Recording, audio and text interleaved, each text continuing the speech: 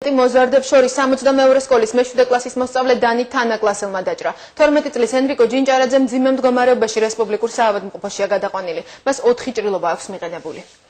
რა გახდა ინციდენტის მიზეზი უცნობია. ენრიკო ჯინჭარაძე 62 სკოლაში ახალი გადასული იყო, თუმცა თანაკლასელები ამბობენ, რომ მას კონფლიქტი არავისთან ჰქონია. სკოლაში მთელი დღის განმავლობაში კრიმინალური პოლიცია მუშაობდა, მაგრამ სამართალდამცავები ეჭვმიტანილთან დაკავშირებით ამ დრომდე კომენტარს არ აკეთებენ.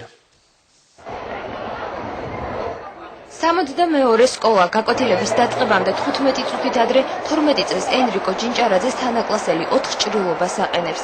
დაჭრილ მოსწავლეს სკოლის შესასვლელში დირექტორის მოადგილე პოულეცკა სასწრაფო დახმარებით რესპუბლიკურ საავადმყოფოში გადაჰყავს. ბავშვი თვითონ გონებაზე იყო, მე ვკითხე მას გზაზე, რომ იქნებ მითხრა მეთქი შვილო ვინ არის და მან მითხრა რომ კლასელია, მაგრამ სახელი და გვარი არ მითხრა. რომ მოვედით უკვე იქ პირველ სართულზე იყო დავარდნილი და ის იწვადა ის რაღაცნაირად იმაშვებოდა ცუდად. მე-7 კლასელ ენრიკოს სასწრაფო ოპერაცია ჩაუტარდა. დანით მიყენებული ჭრილობებიდან ყველაზე ღრმამ უჭი დაუზიანა. ექიმები მის მდგომარეობას მძიმედ აფასებენ. აღინიშნებოდა 4 ჭრილობა, ორივე კიდურებისა და კეფის მიდამოში და მე-4 ჭრილობა მუცლის ზღვის შემავალი ჭრილობა.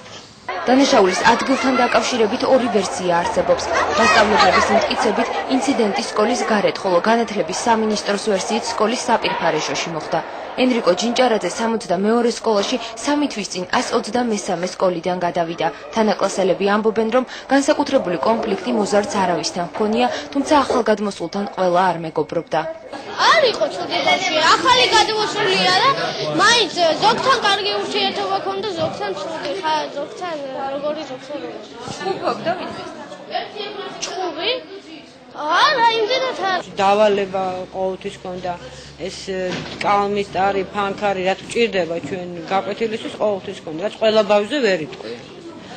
მშობლის კონტროლის ქვეშ იყო დილას მისი ჩანთა და თვითონაც რა და ეს ძალიან ბევრს ნიშნავს. დაჭრილი ენრიკოს მოსანახულებლად დღეს განათლების მინისტრი მივიდა. ალექსანდრე ლომაია დაჭრილის ახლობლებსაც შეხვდა. მინისტრი ამბობს, რომ მოზარდთა დანაშაულის წინააღმდეგ სამინისტრო პრევენციულ ზომებს გეგმავს. სკოლებში გამკაცრდება კონტროლი, დაითქმება მეტალოდეტექტორები და ვიდეოკამერები. ჩვენ მუშაობდა სულ მალე წარუდგენთ საზოგადოებას და პარლამენტს იმ პაკეტს. ეს არის პირველ რიგში გამკაცრება მშობელთა პასუხისმგებლობის.